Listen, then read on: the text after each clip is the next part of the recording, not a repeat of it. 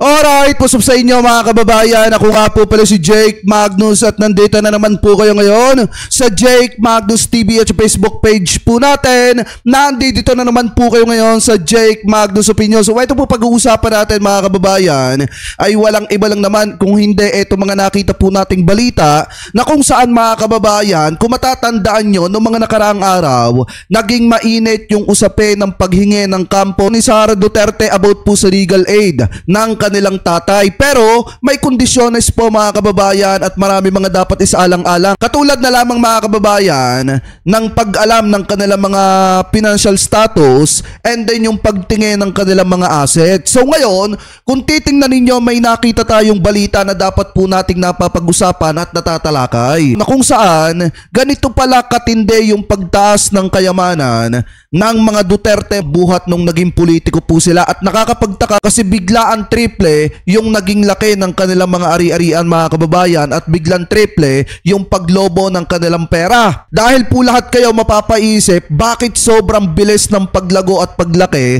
ng pera ng mga Duterte at magtataka kayo mga kababayan kung saan nga ba nanggagaling ang pera ng mga Duterte kasi yung sahod naman po nila bilang public official, bilang isang politiko hindi naman po sasapat para kumita sila ng milyon-milyon buhat nang sila ay naging politiko. At dito mapapag-usapan din po natin mga kababayan yung pagsasanib puwersa, pagsasama ni Amy Marcos at saka po ni Isko Moreno para pabagsakin yung mga kalaban po nila sa politika. Dahil kung titingnan nyo mga kababayan, gaya nga po ng sabi ko, lahat gagawin ni Amy Marcos para manalo lalo na ngayon at lubog na siya mga kababayan sa mga survey na lumalabas. Ganon din naman etong si Isko Moreno, lahat gagawin po niya para matalo etong si Mayor Hani Lacuna. So ngayon mga kababayan, bago po natin pag-usapan yan, lagi ko naman po sinasabi, wag po sana natin kalimutan na i-like po ito pong video natin na ito at wag nyo na rin pong kalimutan na mag-subscribe dito sa ating YouTube channel. Hit nyo na rin po yung ating notification bell para lagi po kayong updated sa tuwing mag-upload po tayo or magla-live tayo ng panibagong issue or topic na katulad po nito. So ito, umpisahan na po agad natin mga kababayan. Ayon po dito sa ABS-CBN na ipinost po ni Ma'am Laitera lang. Ano po, yan po yung source natin. Ito yung Facebook page na nag-post. Meron po siyang 12,000 followers mga kababayan. So ito, pag-usapan po natin. Sabi dito, kumikinam na kabuhayan. Kung hindi galing sa pera ng taong bayan yan, saan galing? Totoo ba ang bintang ng mga witnesses or witness na galing sa ipinagbabawal na bato yan? Yan po yung sabi dito. So ito, i-play po muna natin.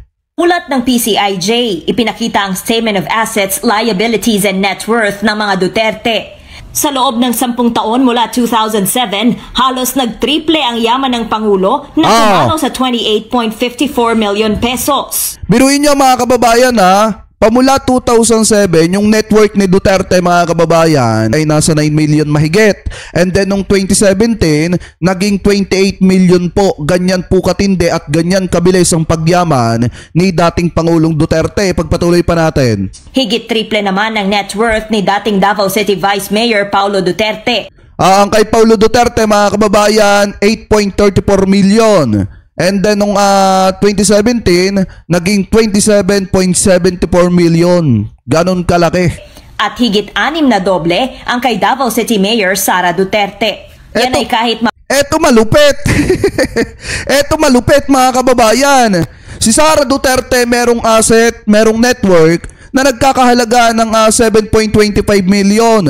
And then, nung 2017, naging 44.83 million mga kababayan. 6 na beses ang inilaki nung kanyang network. Ibig sabihin, ganun kabilis ang pagyaman ng mga Duterte. Ang tanong, kung hindi galing yan sa pera ng taong bayan, saan galing yan? Totoo ba ang chismis na yan po ay galing mga kababayan sa ipinagbabawal na bato? Na yan ay galing sa mga suhol ng mga drug lord mga kababayan? Ako nagtatanong lang naman. Diba, ipagpatuloy pa natin. Yan ay kahit mababa ang pasweldo sa gobyerno at hindi halos gumalaw ang kita nila sa mga kumpanyang kinabibilangan. Ayon pa sa report, hindi lahat ng detalye ng ari-arian ay nasa SALN ng Pangulo. Diba? Diba, kita nyo yun mga kababayan? Lahat ng ari-arian ni dating Pangulong Duterte ay hindi po nakalagay sa kanyang salin mga kababayan. Ibig sabihin, pili lamang po ng dating presidente yung inilalagay niya sa kanyang salin at hindi po niya lahat inilalagay doon. At yung kabuuan ng kanyang yaman, hindi niya lahat ipinapakita. Kahit siguro yung kanyang mga anak, ganun din ang ginagawa, hindi po ipinapakita yung kabuuan ng kanilang kayamanan. Kaya pala kung matatandaan nyo mga kababayan, may lumabas na balita dati dito po sa Rappler about po dito sa pamilyang Duterte. Ito pong patungkol mga kababayan sa Duterte Wealth, unregistered law firm, undisclosed bids interest, rise in port deal for a creditor mga kababayan. So ito, sobrang haba nito.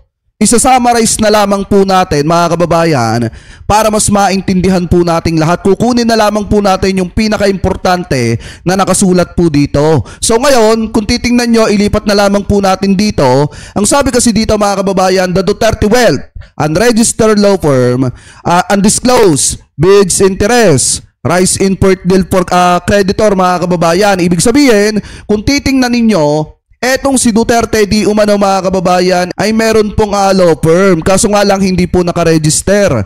Ano po, tapos ito ding mga Duterte hindi po naglalathala ng totoong kayamanan po nila mga kababayan. Ano po ibig sabihin? Yung inilalathala lamang po nila mga kababayan yung gusto lamang po nilang ipakita at ilagay sa kanilang mga salin. Pero ang totoo mga kababayan, kahit sobrang dami ng kayamanan po nila, pinagmumukha pa rin nila mga kababayan na tama yung pamumuhay po nila. So ngayon sabi dito, ang yaman ng dating Pangulong Rodrigo Duterte ng Pilipinas ay naging paksa ng pagsisiyasat at pagsisiyasat. Ang ilan sa kapansin-pansing paratang at alalahanin na ibinangon tungkol sa kanyang kayamanan at pinansyal na pakikitungo ay kinabibilangan ng mga sumusunod. Una, unregistered law firm.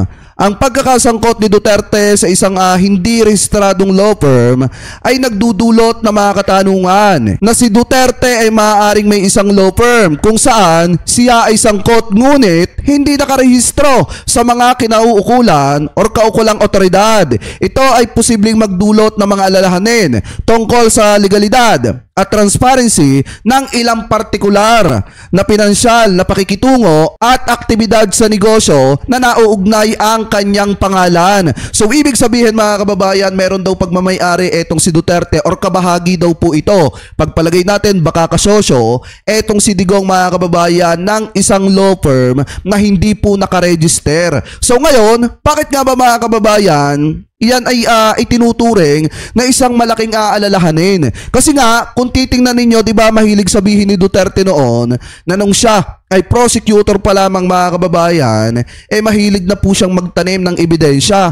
So pagpalagay natin mga kababayan na nung si Duterte ay naging kabahagi ng law firm na ito, ang ginagawa siguro ng mga ito tinatrabaho yung pagtatago ng kanilang mga ari-arian sa pamamagitan mga kababayan ng pakikipagtulungan ni Duterte dito po sa sinasabing law firm po niya na hindi po nakaregister mga kababayan. Pangalawa naman po sinasabi dito, ito daw, hindi nalalaman ng mga interes sa negosyo. Hinarap ni Duterte at ng kanyang pamilya ang mga paratang na hindi paglalahad ng ilang partikular na interes sa negosyo, kabilang ang mga pamumuhunan o asset. Hindi naiulat sa kanyang mga opisyal na deklarasyon. Maaaring kabilang dito mga pag-aari ng iba't ibang pangkumpanya o iba pa mga ari-arian na hindi idiniklara o hindi ganap na transparent na naging punto ng kontrobersiya para sa pampublikong tao sa Pilipinas mga kababayan. Ibig sabihin, ito yung pinupunto natin kanina na ito pong si Duterte mga kababayan, bukod sa may unregistered law firm ay hindi din po siya naglalathala ng kanyang totoong yaman. Ibig sabihin, kung ano lang yung gusto niyang ilagay dyan mga kababayan, kung ano lang yung gusto niyang ipakita sa taong bayan, yun lamang po yung ginagawa niya at yun lamang po yung inilalagay niya. Tapos ang pinakamasakla pa dyan mga kababayan, kahit sobrang dami na ng kanilang kayamanan at nag-uumapaw na ang kanilang mga pera at ari-arian, pinagmumukha pa rin nilang uto-uto at tanga ang mga kababayang Pilipino natin sa pamamagitan ng kunyari, namumuhay sila ng simpleng pamumuhay pero ang totoo, namamakyaw po sila ng napakaraming ari-arian at nagpaparami po sila ng napakaraming pera. Kaya nga kung tutusin mga kababayan, pagdating po talaga sa pera, talagang napakagaling ng mga Duterte dyan. Dahil nga unang-una, mas pinapayaman po nila ang kanilang mga sarili kaysa tulungan yung mga kababayang Pilipino po natin. So ngayon, eto daw po yung pangatlo. Rice import deal for creditor. Isa sa mas tiyak na aligasyon ay ang may kinalaman sa rice import deal na pinakikinabangan umano ng isang pinagkakautangan ng pamilyang Duterte. Iminungkahi na ang pamilya ni Duterte ay maaaring may koneksyon sa pananalapi o negosyo na maaaring matulungan sa pamamagitan ng mga deal sa pag-i-import ng bigas ng gobyerno. Ang pag-aangkin ay ang mga deal na ito ay nakabalangkas upang makinabang ang mga may koneksyon sa pamilyang Duterte na posibleng kapalit ng suportang pinansyal o suporta. So yan po yung sabi dyan. Mga kababayan, ganyan po katindi ang pamilyang Duterte. Meron silang unregistered di umano law firm. Hindi po sila nag-aalalathala ng kanilang mga salin or totoong yaman po nila. And then mga kababayan, nasasangkot din po sila sa rice import deal for creditor mga kababayan. Ibig sabihin nakikinabang po sila doon sa mga pinagkakautangan nila na kung saan mga kababayan siguro kaya nila sinusuportahan ang kapalit ay salapi sa pamamagitan ng pag-i-import mga kababayan ng bigas na galing po sa gobyerno. So sabi pa dito, ang mga puntong ito kung mapapatunayan ay maaaring magpahiwatig ng mga isyo ng katiwalian o hindi wastong pinansyal na pakikitungo ngunit mananatili itong bahagi ng patuloy na pagsisiyasat ng parehong mga organisasyon ng media at tagapagbantay. Gayunpaman, sa pangkalahatan ay itinanggi ni Duterte ang mga anumang maling gawain at karamihan sa mga ito ay nananatiling kontrobersiya at may kinalaman sa politika. Ang isyu ng yaman ni Duterte ay isa sa ilang kontrobersiyang bumabalot sa kanyang administrasyon. Kasi nga naman mga kababayan, hindi naman po kasi yayaman ng isang politiko kung ikaw ay matino. Hindi kaya yaman ng kasing yaman ni Duterte, pero kung ikaw ay kurap mga kababayan at ikaw ay nasasangkot di umano sa hindi magagandang gawain, mabilis po talaga yung pagyaman at paglobo ng mga ari-arian at mga asset at pera nitong si Duterte mga kababayan at ng kanyang mga anak. So ngayon kung titingnan nyo, biglaan naman talaga ang paglobo ng ari-arian ni Pulong, ni Sara, lalo na kay Sara, at netong si Digong mga kababayan na kung iisipin po natin ng napakaraming beses, etong lahat ng ito ay maglalabasan kapag umusad na or nag-umpisa na mga kababayan yung pag-iimbestiga ng International Criminal Court at yung pag-iimbestiga ng Senado patungkol po sa impeachment trial nitong si Vice President Sara Duterte. Pero kahit na ganun pa man mga kababayan, at least nakikita ng mamamayang Pilipino na talagang dapat mapapanagot ang mga ito dahil nga unang-una, kung hindi galing yan sa pera ng taong bayan, baka totoo yung sinasabi ni former Senator Trillanes na yan po ay galing sa mga drug lord mga kababayan na nagbibigay po ng suhol po sa kanila. Ano po? Anyway, comment below na lamang po kung ano po masasabi nyo, hingil po dyan. At ngayon, punta na po tayo dito po sa next topic natin. Kung matatandaan nyo, naging mainit mga kababayan ang mga camping rally, lalo na po dyan sa Maynila dahil alam naman po natin na tatlong malalaking pangalan ang naglalaban po dyan, kabilang sina Mayor Hanny Lacuna, etong si Sam Bersosa at etong si Isko Moreno. At alam din naman po natin na pagtungtong mga kababayan noong March 28 ay nagsimula na po ang totoong laban ng mga politiko na tumatakbo para po sa darating na Mayo 12. So ngayon kung titingnan nyo, ito po yung nangyaring rally mga kababayan, tatlong campaign rally yung nangyari dyan, yung kay SB, kay Isko Moreno at kay Mayor Hanny Lacuna. At ito lamang po yung isang patunay mga kababayan na yung mga taga-suporta ni Mayor Hanny Lacuna ay tahimik lamang po, pero kapag ka sumuporta sobrang dami mga kababayan. So kung titingnan nyo to, yan lang naman yung naganap mga kababayan. Diyan po sa nangyaring rally mga kababayan, unang rally ni Mayor Hanny Lacuna. Kung titingnan nyo sa drone shot, ganito po kadami yan.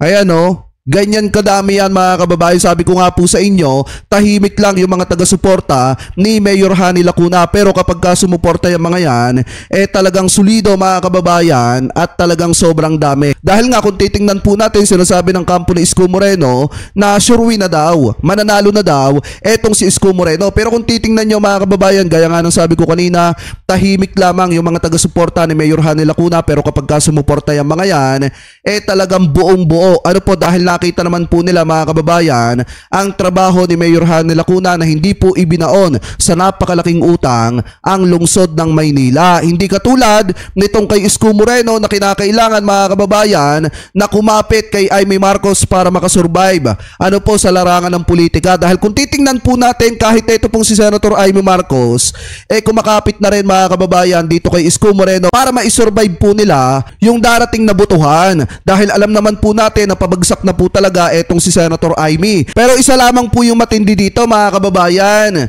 Yung mga tao na talagang tukod na nga mga kababayan yung kanilang political career, talagang gagawin ang lahat. Maipanalo lamang po nila yung kanilang laban kahit na mga kababayan talagang magmukhang nagpaplastika na lang yung mga tumatakbong kandidato. Katulad na lamang mga kababayan nitong si Senator Amy na talagang sanib person na po sila ni Isko Moreno para ipanalo ang isa't isa. Kasi nga alam ni Senator Amy Marcos nang dahil sa pamamangka po niya sa dalawang ilog talagang mahihirapan siya na isurvive yung kanyang political career sa darating na Mayo 12 mga kababayan kung saan araw po ng botohan. At ganun din naman po etong si Isko Moreno, alam din naman ni Isko Moreno mga kababayan na mabibigat talaga yung mga makakalaban po niya. Gaya nga po ng sabi ko sa inyo, ang mga taga-suporta ni Mayor Hanny Lacuna parang mga Marcos loyalist na tahimik lamang po, pero kapag ka sumuporta talagang buong buo at talagang sinusuportahan eto pong si Mayor Hanny Lacuna. So ngayon,